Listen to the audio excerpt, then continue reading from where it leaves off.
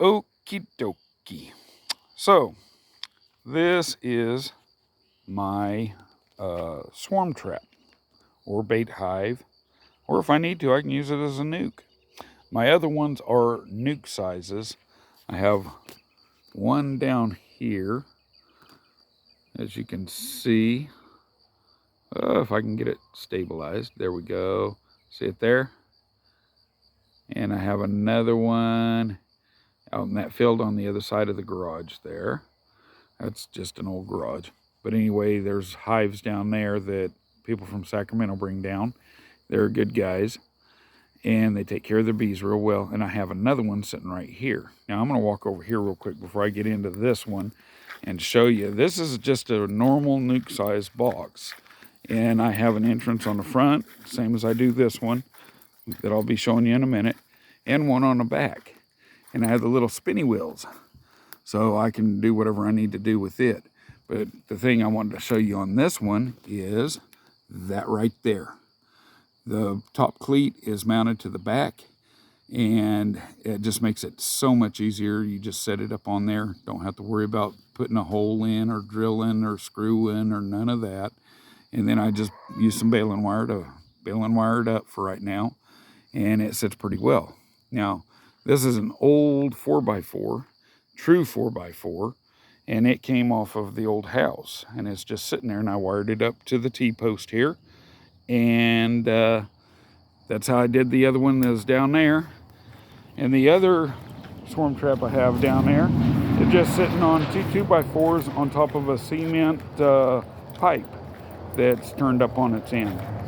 But anyway, what I wanted to show you about this one was, one, the measurements.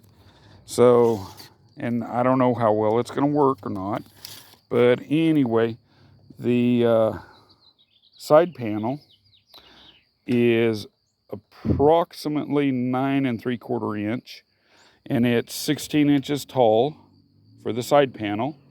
The front and back, and that'd be both sides. The front and back panel is just over 19 and a half. It looks like it's 19 7/8, and that'd be both the front and back.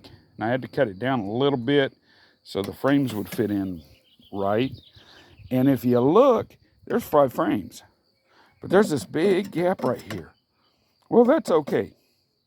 If the bees like it and they come into it, I can leave the top on. I can put a in-frame feeder in there and keep the bees in. Lock it up, let them start building in here. They have everything they need. Leave it in there for 2 or 3 to 5 days, I think is what they said, and leave it sit right next to where I'm going to put them. Then I can take and transfer them straight over into another hive and start a whole new colony up. So that was my idea there. I haven't seen anyone else do it. And this one here, I don't have the French cleat on the back, and I haven't decided. I'm going to do it eventually. I just haven't got around to it. But as you can see, there's the front spinner and hole. As far as the hole goes, I'm not real sure what size it is. It's a little over an inch. I think it's about 1.25 inches. About 1.25 inches. And I always, on all my traps, I have this little landing board, and on the top of the top here, I always have a little overhang for the front, just to help the bees out a little bit, give them a place to land and give them a chance to get in there, and a little bit of protection from the weather. And all I did was I glued it all. Oh, let me go back to this one.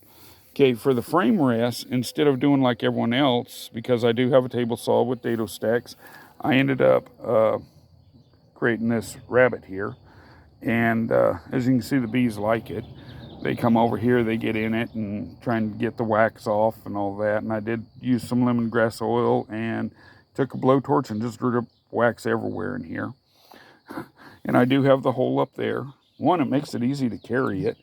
And what I should have done was use my router and router that so it's nice and smooth, but I didn't do that because I got lazy. This plywood here for the front and the back, that was free plywood.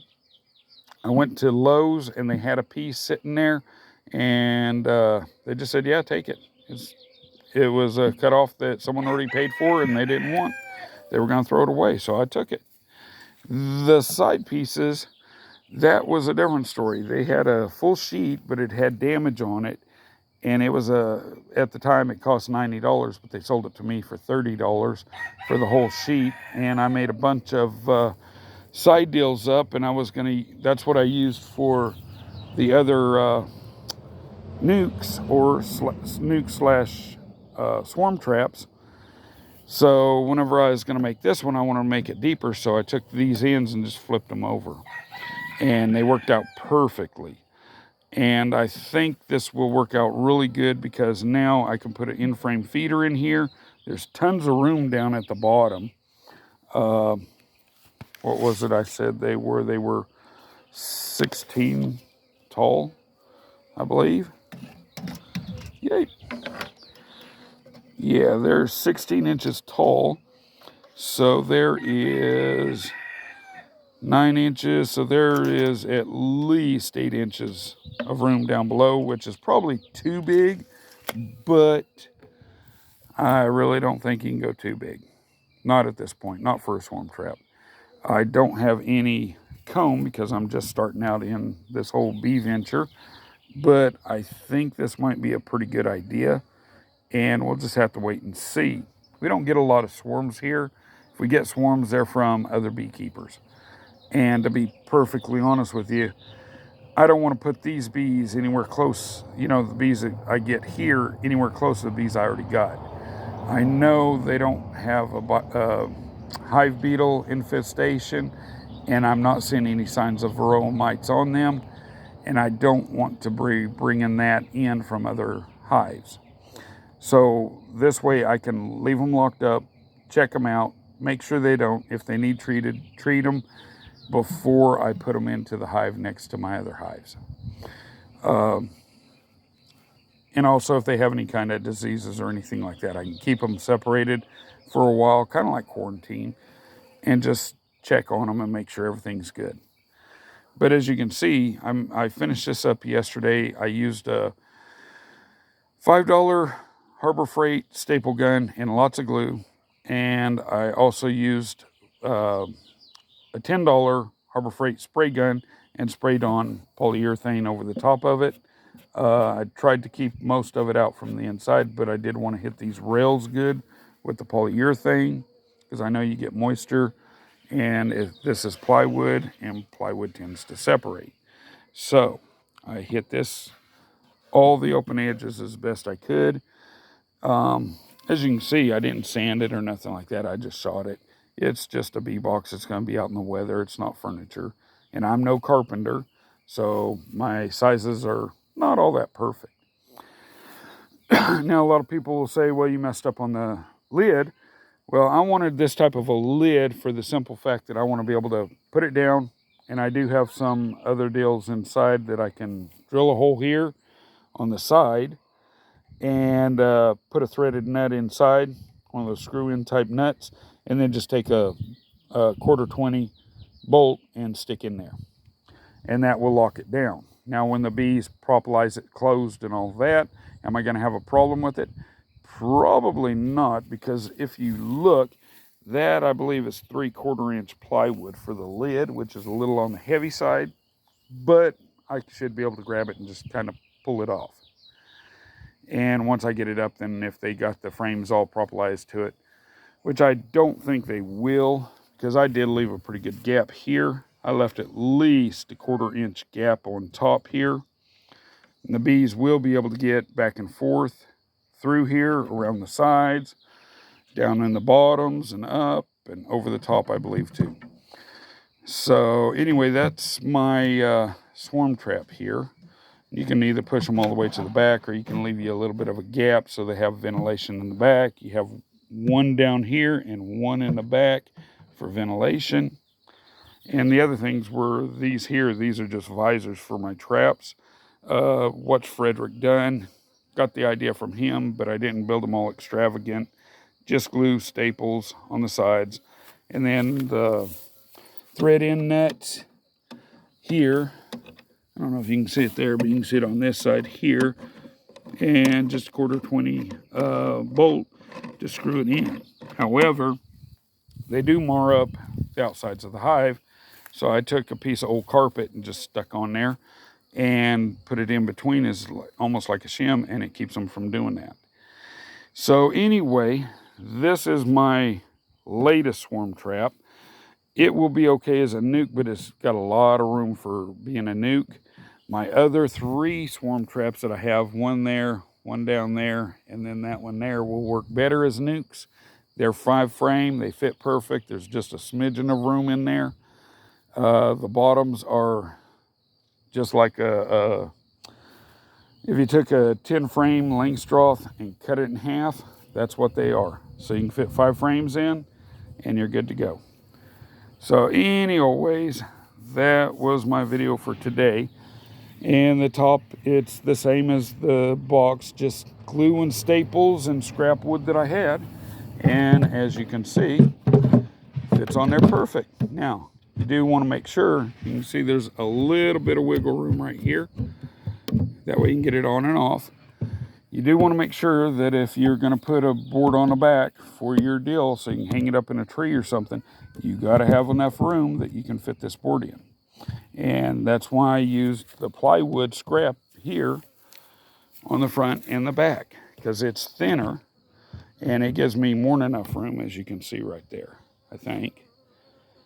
And if the video isn't all that good, that's because I'm using my phone. But there's my pile of scrap that I have from cutting things. And I tried making my own frames and all kinds of other stuff, and still got to finish those up. But anyway, that's my video for today. And if you like that, it's pretty simple.